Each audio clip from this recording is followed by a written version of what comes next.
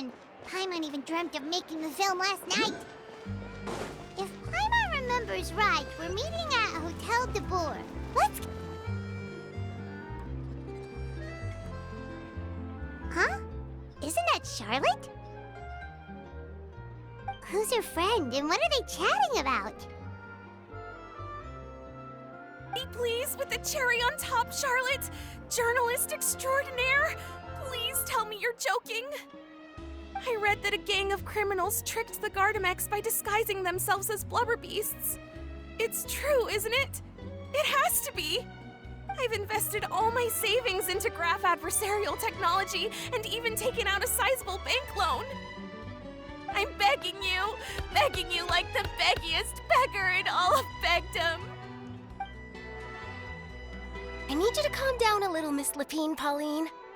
I admire your passion for your research, and I don't mean to dash your hopes for those, big-ticket orders. But I'm afraid I'm not joking. The Blubber Beast incident was a short story mailed to us by an anonymous amateur author, written in the style of a true story. It sounds like they're just discussing a story, but why does this Miss Lapine Pauline seem so distressed? Funnily enough, I actually remember being in a meeting where the editing team was debating the potential risk of misleading the public with this story. They even went to Maison Gardiennage for advice. But to our surprise, they fully supported us printing it. They figured that the false intel would be a great way to dupe potential criminals into wearing ridiculous costumes when breaking the law. In truth, Gardamex are extremely sophisticated in their capabilities. They can identify criminals just as reliably as the best human guards, so a crude disguise isn't gonna get you far. If anything, it'll just make you stand out all the more. Since we ran that story, the Maison Gardiennage has made a slew of arrests, including, one phantom blubber beast, a titanic red-crowned finch, and a specter man. So I knew this story had helped out law enforcement, but this is the first time I'm learning of an innocent citizen being deceived by it, and investing so much mora for nothing.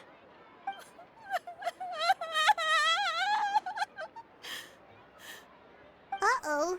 She really sounds like she's in pain. Paimon thinks we should just ask Charlotte what's going on. Hey, Charlotte!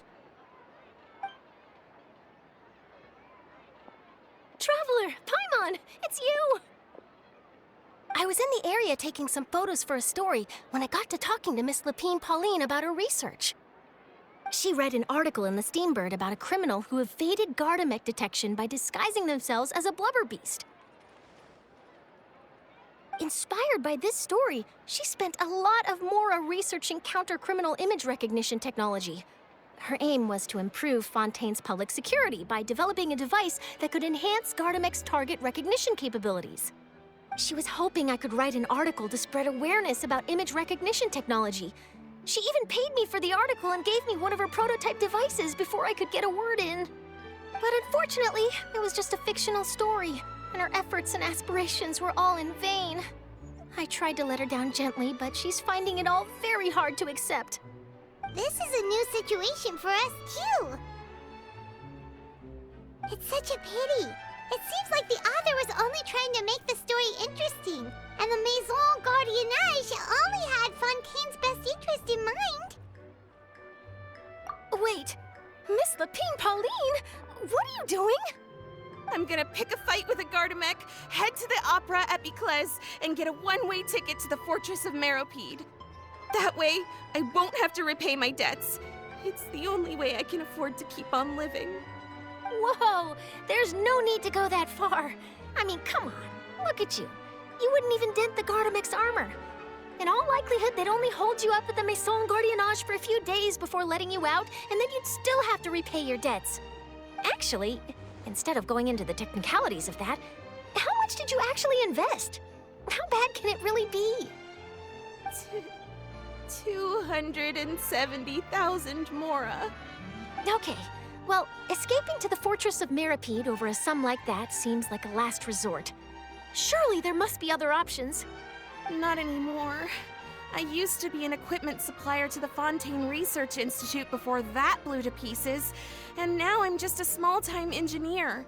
I scraped together some savings over the past few years, but I put every last mora into this project, and now I'm left with nothing. It's not just my savings that are gone, it's my whole future as a graph adversarial technology specialist and my dreams of becoming a billionaire one day.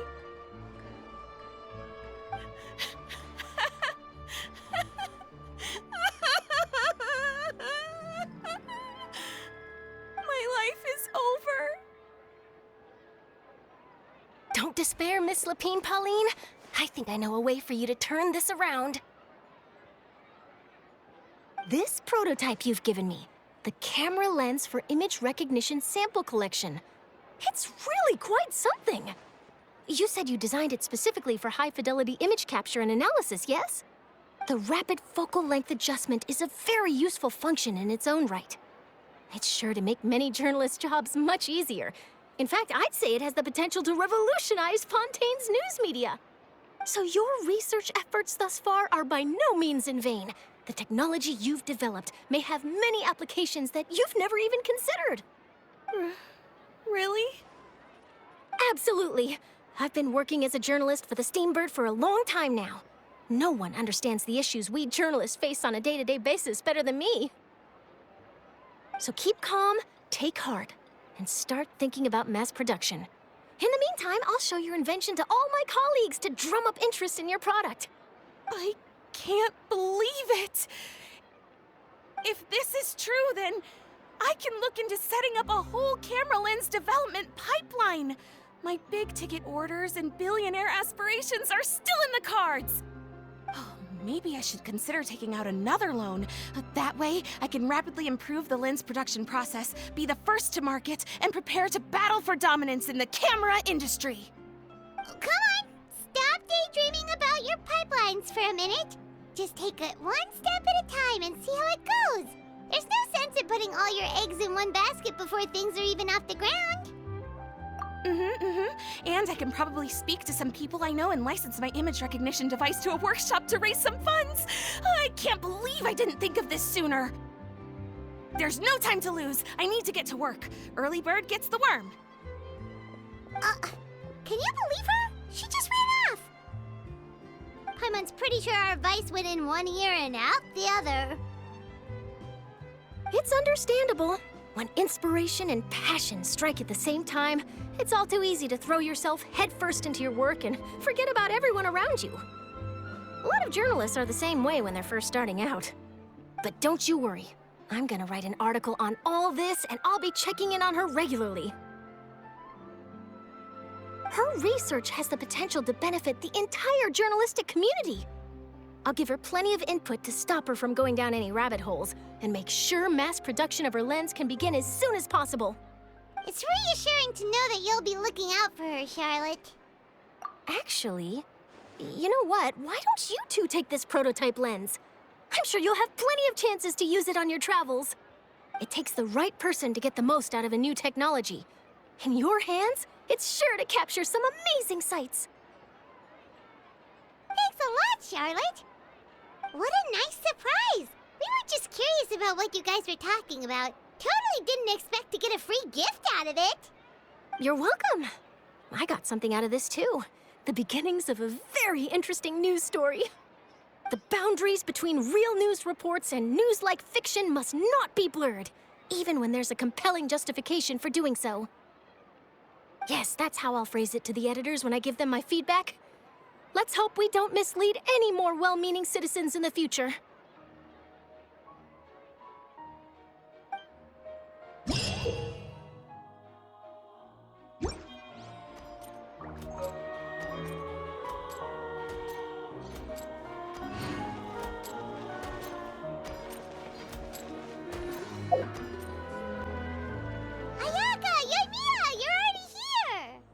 Good morning. Xavier said yesterday afternoon went well. Yeah, and how about you, Ayaka? What were you up to yesterday? After we split up, Ayato went to see Udex Nervillette at the Palais Mermonia. I was originally thinking of going with him, but he said he could manage it himself. He told me to go see the sights around Fontaine and to enjoy the local culture. So I rode the aqua bus with Yoimiya and visited the opera house on Aranias Island. Yeah, you wouldn't believe what we saw there! 2 mechanical puppets that were dancing together! You've already seen them, right? Yeah, those two! Amazing, aren't they? We sat and watched for quite a while. It was mesmerizing. Like we could keep watching them forever. Oh, it was the same for us the first time we saw them, too. Afterwards, we went swimming at the beach!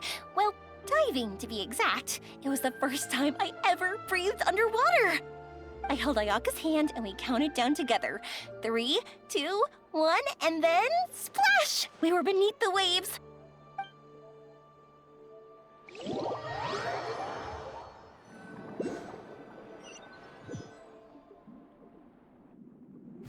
At first, I didn't dare to open my mouth.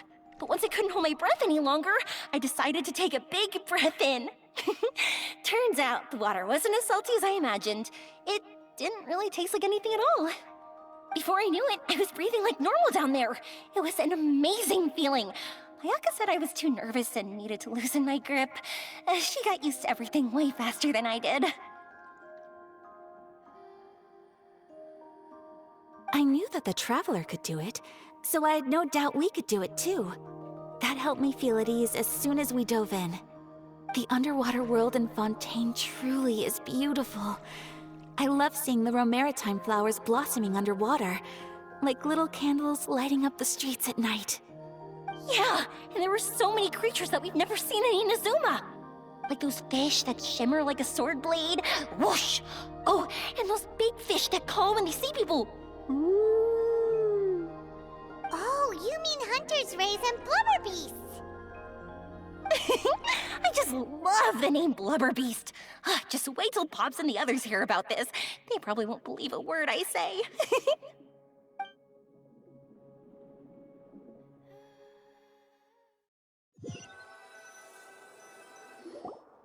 Yoimiya was down there for quite a while. It was dark before we finally rode the aqua bus back to the city. I figured she'd want to sleep in today.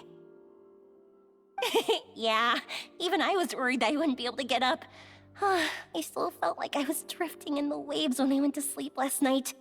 But as soon as I woke up today, I remembered that we'd all be shooting a film together, and I was ready to go. Speaking of the film, where's everybody else?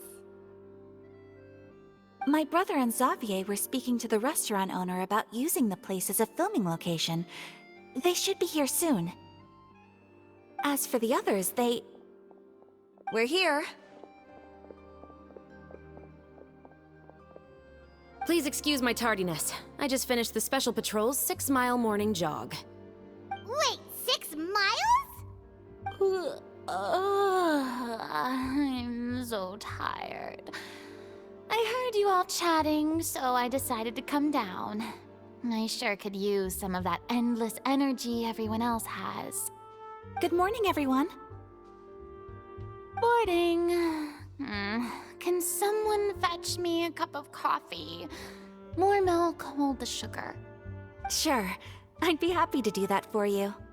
No, you can't go anywhere.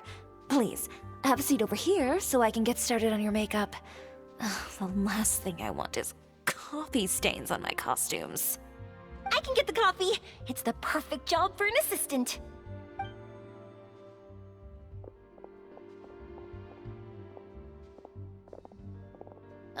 So much energy. Seriously, what's her secret? Oh, Yoimiya's always like that. But you sure look exhausted, Farina. It's because you're not used to waking up so early, huh? Of course not. I spent the whole night reading the novel from cover to cover, marking sections that either need to be omitted or adapted. Wow, Paimon didn't expect you to be so thorough. Well, I was the biggest star in all of Fontaine after all. It takes more than just a pretty face to earn a reputation like that. I know how to get serious when the situation calls for it. I went all out when I was acting as an Archon, So why wouldn't I do the same for my own life? Here's your coffee, Director Farina.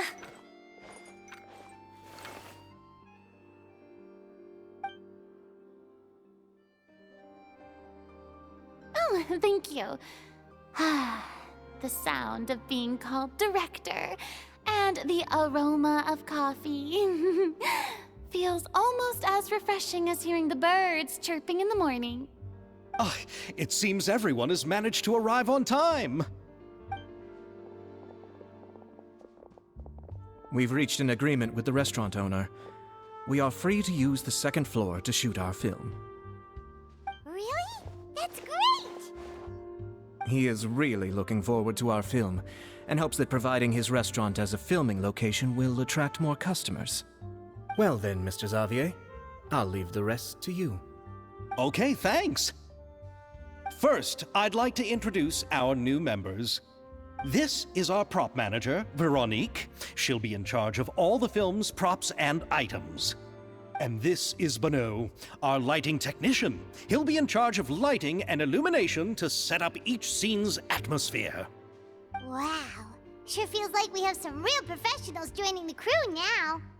First of all, please allow me to first express my sincerest gratitude to everyone in the crew. When my investor informed me yesterday that he wouldn't be able to provide the funds, I really thought that this was the nail in the coffin for this film. I had no idea that I'd find so many people willing to help me on such short notice. Thank you. Thank you all from the bottom of my heart. No need to be so cordial, Mr. Xavier. We're all honored to be a part of this. Your works made a profound impression on me when I saw them back in Inazuma. I am sure that someday, this film will be remembered as a prime example of cultural exchange between Fontaine and Inazuma. Yes, the story is the reason I agreed to join. I can't bear to even imagine what this film would look like without the very best director. Anyway, I would like to make a promise to everyone that as the producer of this film, I'll do whatever I can to ensure that everything goes as smoothly as possible. This is not just my film. It also embodies the thoughts and feelings of every person here, as well as the endless effort we are about to pour into it. So, without further ado, the Two Musketeers will officially begin filming now! You may take it from here, Director Farina. All right, listen up, everyone.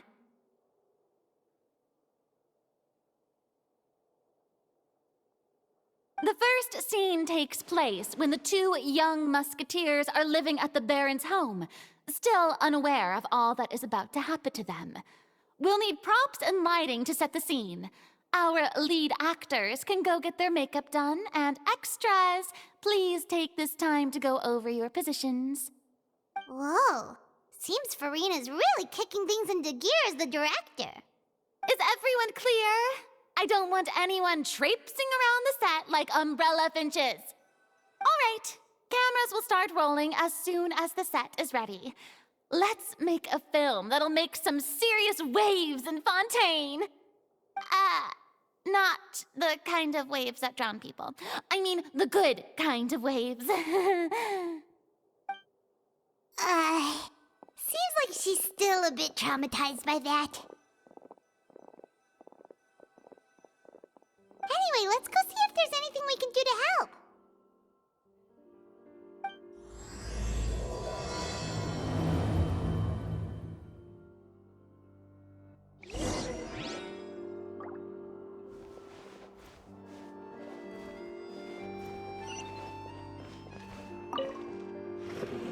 How about here? A little more to the left. You got it.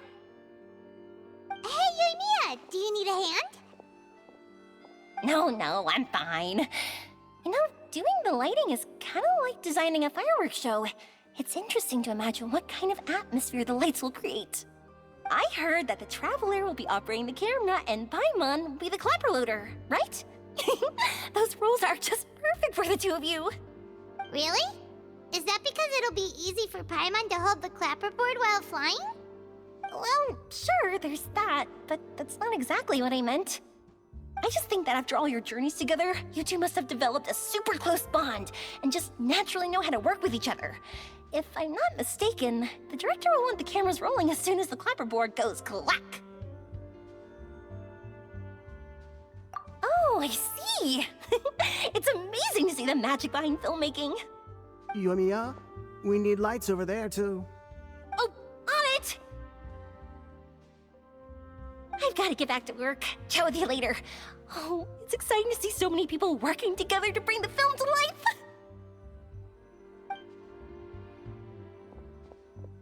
Seems like Yoimiya's really getting into it. But she was right. We do have a super close bond, don't we? Paimon's really happy to hear that.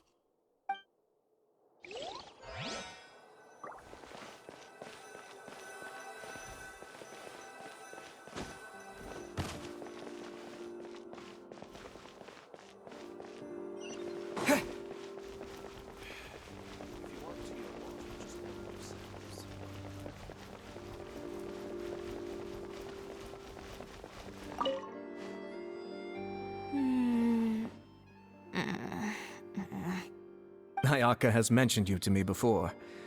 She said that you two were great friends when you were kids. No talking. I'm thinking about how to do your eyeshadow. Ah, yes. To help me really look the part. To achieve a more young and naive look for this scene. Are you saying the wrinkles around my eyes are too deep? You just have too much of a calculating look in your eyes. You sure don't mince your words. It seems you really haven't changed much. Quiet.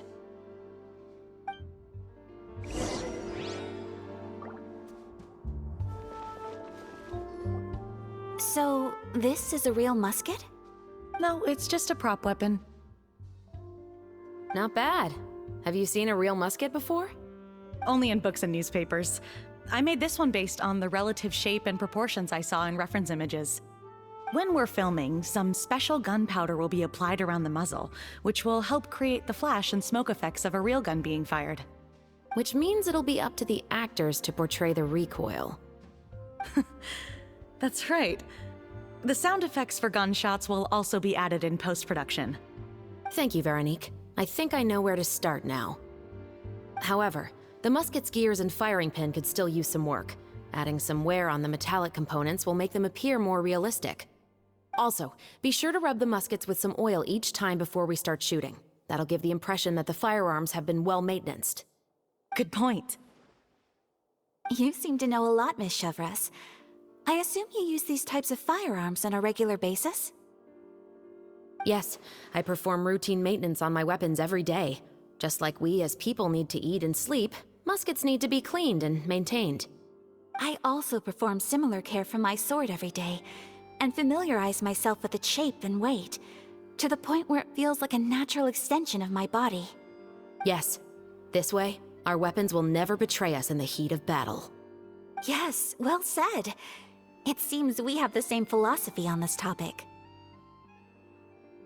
Oh, sounds like they found a common interest to talk about. Though these props differ from the muskets I use, I can still give you some pointers. Good. I look forward to your instruction. First and foremost, never point the weapon at anyone, regardless of whether it's a real or prop weapon or whether you're holding it or it's on the table. This holds for any time when you're not actively engaging an enemy. Okay, understood. When aiming the musket, extend your arm so that it's level with your shoulder and use your eye to look down the weapon's sights. Like this? Not bad. Now, try saying your lines. This is the end of the road for you. Good. Now turn your body a little. That way, you'll give your enemy less of a target to work with. And relax your shoulders. Here, allow me to demonstrate. This is the end of the road for you. Huh. Excuse me, Miss Chiori.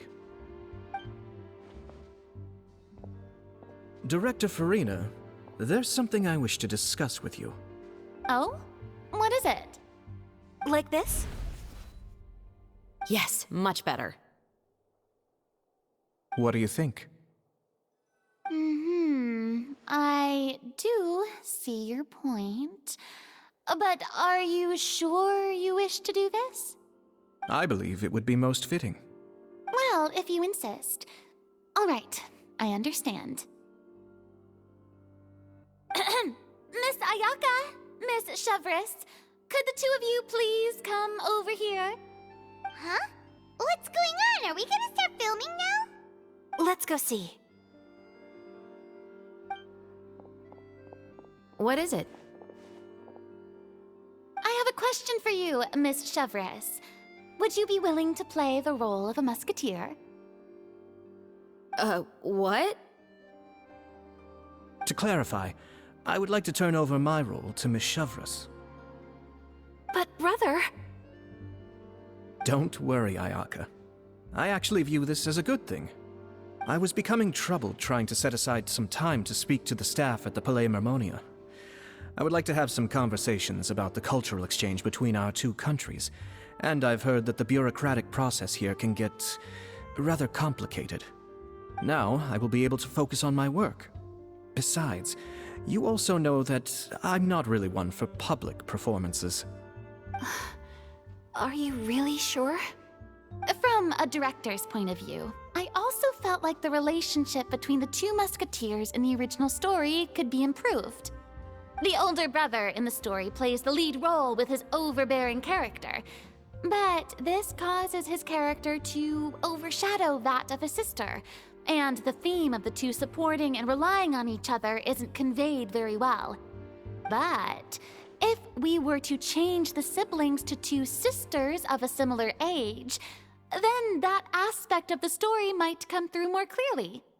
Also, I've seen you instructing Ayaka. That cold and dignified personality is exactly what we need for the older musketeer. Of course, even with all these insights, the decision should still be made by Miss Chevres. Chevres mentioned that she really likes the story, right? Paimon bets that she'll take the role. All right, I'll take the role. Good. It's decided then. I'll get started on making edits to the script. We'll also need to make some immediate adjustments to the lighting, props, and costumes. I have a feeling that our adaptation will be even better than the original story. You're doing a great favor for me, Miss Chevres. You have my gratitude. Don't mention it. I like this character, so if anything, I should be the one thanking you.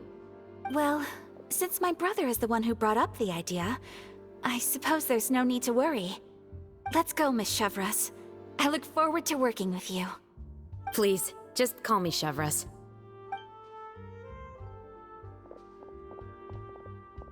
Seems like you're really going out of your way to solve the problem I was having with your makeup. Surely you jest, Chiori. I assure you that I was mostly motivated by a desire to spend more time on formal business. Oh, come on. You really think I'd buy that? According to what I've heard from Ayaka, her brother is someone who can juggle 10 different matters at the same time. I'm sure you have other reasons for backing out. Perhaps. Ayaka always said she wanted to go out and see more of the world, just like the Traveler. But I feel that she needs not only to see other nations, but also to make some different kinds of friends. I think it would be harder for her to make new connections with me constantly by her side. I would like to give her some space.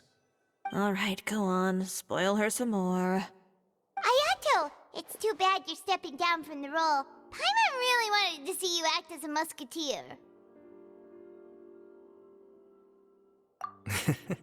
No need to poke fun at me.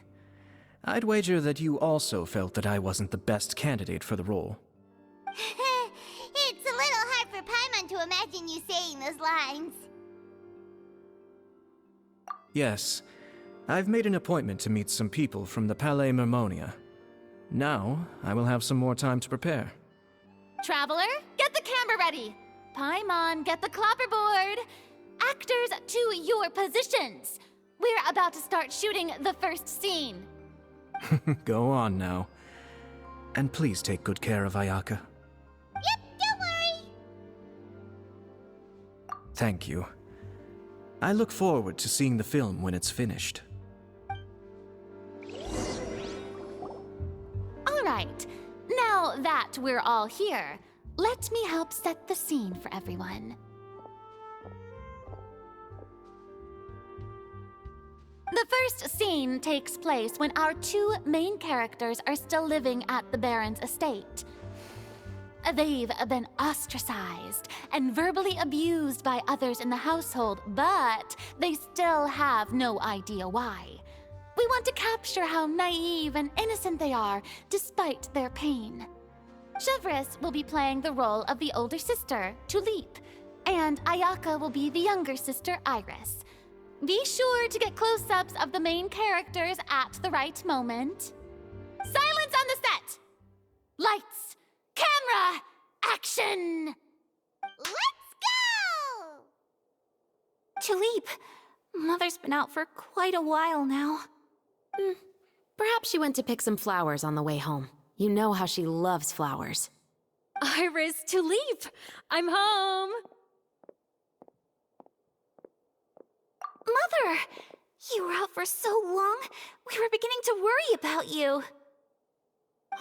I'm sorry, but I'm back now, safe and sound.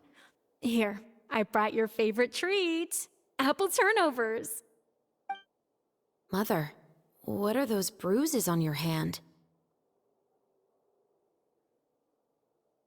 Huh? What bruises? Oh, I must have bumped into something while I was working yesterday. But I didn't notice them this morning. Then perhaps they're from when I accidentally tripped when I was out just now. By the way, did you have fun playing at home? What's the matter, Iris? Well, we've realized that no one really wants to play with us. They even took Iris's doll and spat at us. And they even called us names. They said we were... Shh. It's all right. Don't worry. Girls, listen to me.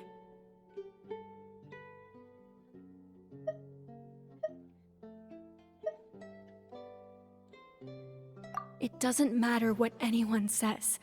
Don't listen to them. No one can define you with such words. You both have wonderful lives ahead of you. Just like your names. You will both blossom like beautiful flowers.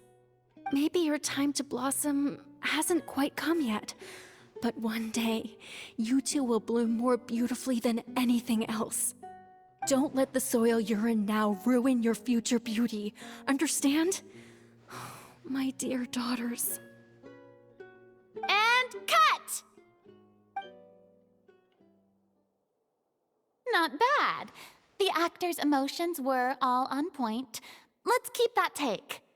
Also, if our clapper loader could avoid shouting at the start of the scene next time.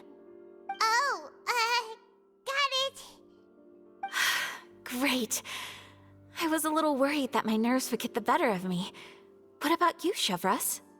I felt fine. The lines weren't too difficult at all. Seems like Farina must have adapted the role nicely. You two were great. I couldn't tell it was your first time acting in a film. You should have more confidence. Thank you for your encouragement. Positions, everyone! We'll move on to the next scene after we try a few more camera angles.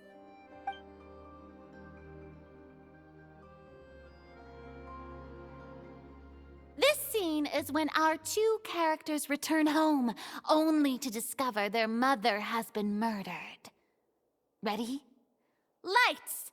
Camera! Action!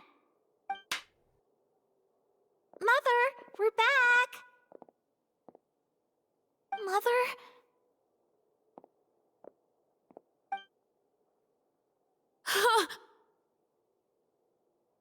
What's wrong, Tulip? Iris, stay away! Huh? Why? What's... Mother! Mother... She's...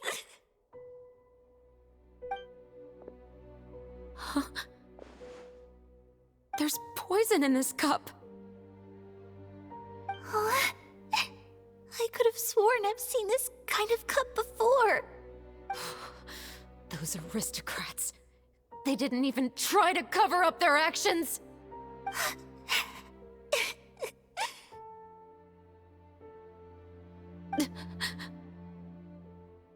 Iris, we need to leave this place. Leave? But now that Mother is gone, where can we even go? Anywhere. All I know is that we can't stay in this house. But are we just going to let them get away with this? We'll have our revenge, I promise you. Just not right now.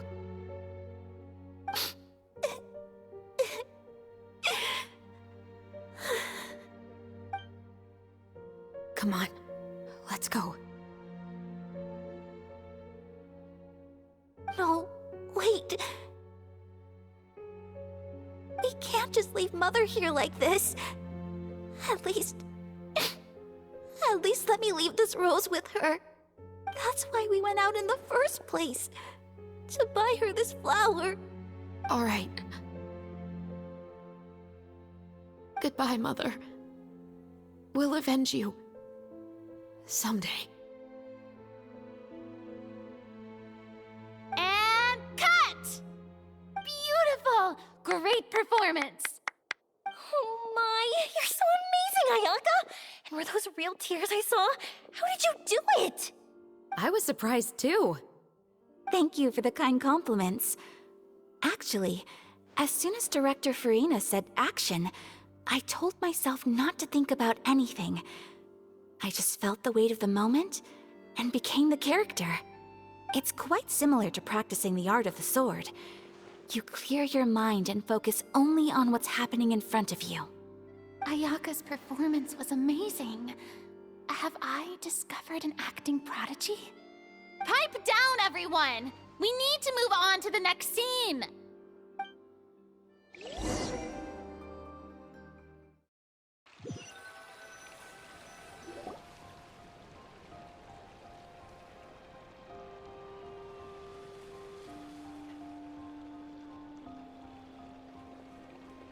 Huh? Are we done already? But Paimon wants to keep playing with the clapperboard. How do you feel, Traveler? Is your arm sore from holding the camera all day? Good work, you two. You too, Chevres. You were quite the actress today. I've read this novel many times before. I have a good grasp of my character's mindset. Anyway, do you remember my request from yesterday? Oh, right! We were having so much fun that Paimon nearly forgot! You have a case where the murders seem really similar to the cases in the novel, right? So, how are they similar exactly? In the story, the main characters grow up to become two musketeers, always using their guns to carry out their revenge. And on each of the victims, they place a rainbow rose as a signal that they've returned. Yes, that's correct. We found rainbow roses just like in the novel. Seems like you're connecting the dots now. Oh, that does sound pretty concerning. Especially after seeing the script today. Oh, now Paimon can't stop wondering what kind of ulterior motive the murderer might have. What do you think, Traveler? You're smart. Paimon wants to hear your thoughts. Good. On behalf of Fontaine's Special Security and Surveillance Patrol, thank you for your dedication to justice. There's no time to lose. We should start investigating right away. Follow me. Huh? Right now? Well, we just got done filming all day. Paimon's so tired. The most valuable intel always comes after nightfall. They are like small, remote islands in the middle of the sea. If you don't stay vigilant, you will pass right by them in the fog. That's how one of my favorite books always puts it, at least.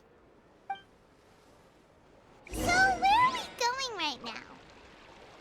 Let's start by checking out some workshops that sell mechanical components. If the culprit is making their own weapons, it's very likely that they'll visit those sort of places.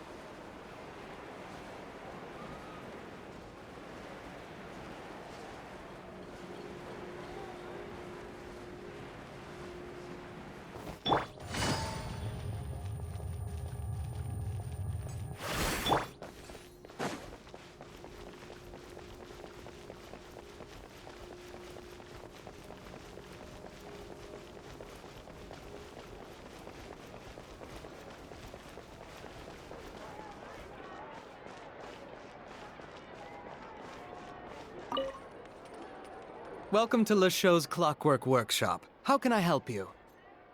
Hello. I'd like to know if anyone has purchased some special components lately. Special components? Sorry, could you be more specific? I mean the kind of components that aren't typically used for clockwork toys, but for firearms.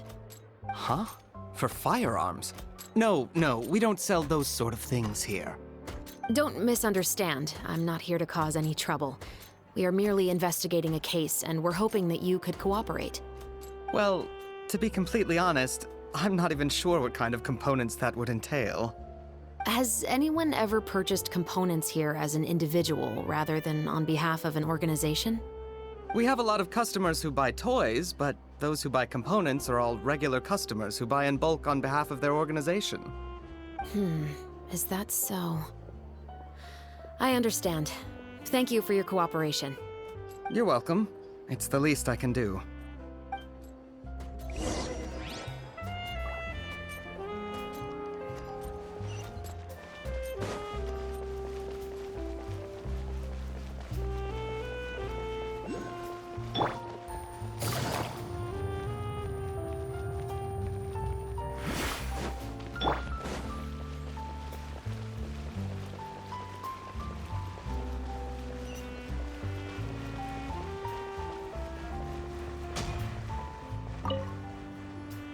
Oh, hey, Chevris.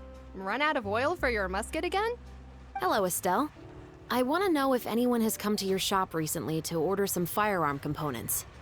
Oh, is this another case? Let me think. I don't think so. Some people have requested that I make some prop guns for the Fontinalia Film Festival, but I refused all of those requests. Oh? Why's that? Because there's no profit! I only make things here that can do some real heavy lifting. I don't have the energy to make some new molds just for the festival. Then has anybody come specifically looking for mechanical components? Well, I usually sell off my scrap to the Fleuve Cendre. I don't typically give them to one specific person. I understand. Thanks for your cooperation. Don't mention it. Always happy to have the Musketeers' patronage. Seems like we haven't found any leads to go off yet. Yeah, unfortunately. All right, let's head to Fleuve Cendre next. Huh? Are you sure? People might not be so thrilled to see the captain of the special patrol there. You think so, huh? Then I guess you don't know. Huh? Know what? That I grew up in Fleuve Cendre.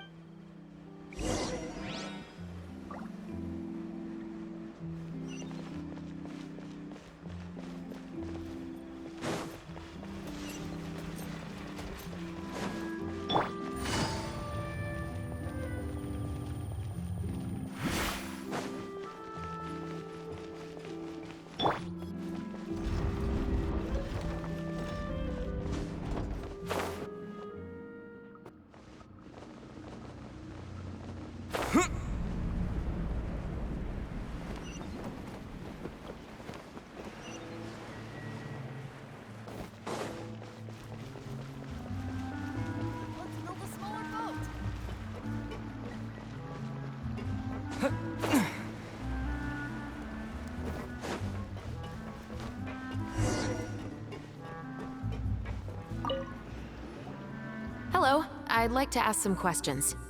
I don't know anything. Don't worry, I'm not here to arrest anybody. You say that now. It's the truth. Here, take this as my guarantee. Wait, did Paimon just see what she thinks she saw? Is the captain of the special patrol bribing a citizen? Seems you're different from the other guards. What do you want to know? Have you heard anything related to muskets in Fleuve Cendre lately? Anything at all? Muskets, huh? All I know is that about 2 weeks ago, we started hearing some loud noises at night. So loud that it's been waking me up. Were they gunshots? Possibly. It's hard to tell around here. Someone's house collapsing, a pipe exploding somewhere, it's all the same. but the noises I'm talking about definitely happened after I fell asleep. Do you know where the noises were coming from? I don't remember clearly. Is it that you don't remember, or that you need to think about it some more? You tell me. Then please, think about it some more. She's giving her even more Mora! The noises came from the end of the Southern Waterway. I came out and had a look for myself and I wasn't sleeping well, but I didn't dare get too close. That's all I know. All right, I'll take your word for it. Thanks for the pâte de fruits.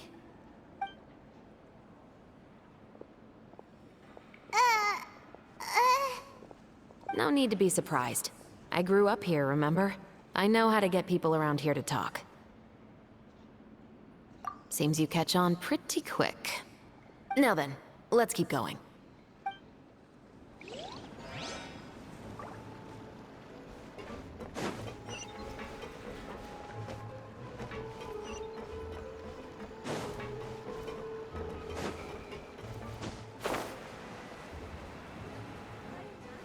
Adventuring underground is way more fun. It's been a while, Tetro. Please, just get on with your request. I want to know if you've heard anybody talking about muskets lately. Information isn't free, you know. I've heard that bandits have been extremely active in the countryside recently, and they've been affecting the delivery of goods to Poisson. I can allocate some more manpower to help out with that problem. What do you say? You're still as helpful as ever. One of our men got drunk at dinner about a month ago and lost his gun. 3 days later, it turned up in the corner here. What's weird about that? He just forgot where he put it, right? This is Fleuve Cendre, my friend. Anything of value left in the tavern won't ever make it to the next day. But that gun turned out to be an exception. It didn't get any new wear and tear on it, and didn't even appear to have been fired. We were quite mystified as to what could have happened. I suspect it came back because the weapon was already known to the guards. You mean, a criminal was afraid the Marechaussee Phantom would use the shot marks to track them down? Maybe. But if that's the case, the culprit really took great care to avoid getting caught. I didn't say anything about a criminal. In Fleuve Cendre, knowing who was killed is as easy as knowing what clothes you're wearing today. It's the guy living in the east side, isn't it? I've never liked him. Every time he's here, he just orders a drink and sits there with a nasty look in his eyes. So, who was the one who lost the gun in the first place? Don't bother. Even if you ask, he wouldn't admit to owning a gun to some strangers. Not to mention the captain of the Special Security and Surveillance Patrol. He's right. I know you grew up here, Chevreuse. Even though you're on good terms with the Spina, you've still been gone too long. Not many people know you here now, and a lot of people don't like the Special Patrol. I know. So take my advice and don't show your face too much around here. It's for your own safety. I'll come and go as I please, and I'm afraid I'll be appearing more often due to my work. All right. Don't say I didn't warn you.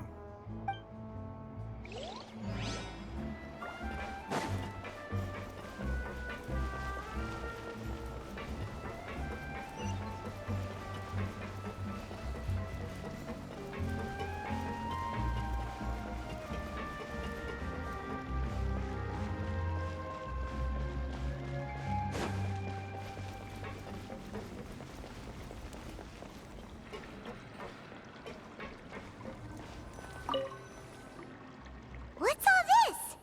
Some broken planks and barrels, as well as some liquor bottles? Yes, but have a closer look, Paimon. Even though somebody has purposefully tried to clean them up, these are obviously marks from musket bullets. In other words, someone was here trying to improve their shot.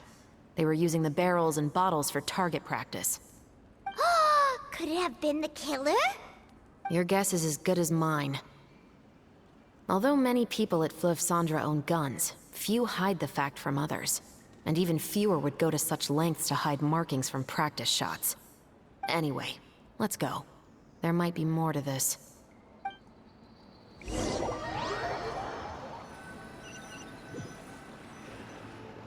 Seems like that's all we'll be able to uncover for today. Paimon feels like we managed to learn a lot more here than up on the surface. Yes. Assuming that everything we found is indeed connected to our suspect, then their timeline was probably something like this. A month ago, our suspect found a gun and took it home to disassemble it. Once he'd figured out its mechanics, he brought it back. In the following weeks, he used some parts to create his own makeshift musket, and took it to the Fleuve Cendra for target practice. Then, a few days ago, he found his target and carried out the murder. Once the deed was done, he left a rainbow rose on the body, just like the scene in the novel. That all makes sense to Paimon, but we're still no closer to figuring out the killer's identity. The deceased was a resident of Fleuve Cendra. It's said that he was a poor, solitary man. Yeah, that's also something I'm trying to figure out. If we are indeed following the novel, and there's a story behind the murder, then this murder should be an act of vengeance. But according to our investigation, the deceased didn't have any enemies. He was no saint, but no one's heard of a rival who hated him enough to shoot him dead, much less care to leave a rose on his body. What message is the killer trying to convey, and to whom exactly? We've thoroughly investigated that possibility. He claims to have spent the whole day at the Opera House on the day of the murder, and the staff there have confirmed his account. Okay, so he has an alibi. Not only that, he lacks a credible motive as well. He has a family of his own, and both of his parents are still alive. I've looked into his records. He was adopted at the age of 6, and all the proper procedures were followed. There are also records of him at an orphanage before then. In the story, the mother of the 2 musketeers was murdered after the children turned 10. Of course, he could have changed the children's ages, but I don't want to assume anything without evidence. More importantly, I've also had a chat with him in person. He didn't seem like the kind of person who would pull the trigger to kill a man. Then, what should we do now? We have all this new information, but it doesn't help us move forward. Investigations take time. I didn't expect us to catch the culprit in just a single day. How about this? Let's spend the next few days filming with the crew. We can continue the investigation once we're done with the film. I'm sure that given time, new leads will present themselves. Wait, but weren't you saying intel is like small, remote islands in the middle of the sea just a moment ago? Wouldn't you just miss them if you were to stop looking? Ah, but the book had more than one reference to the islands, Paimon. Oh? What else did it say then? As long as you spend enough time sailing through the fog, you'll eventually come across an island.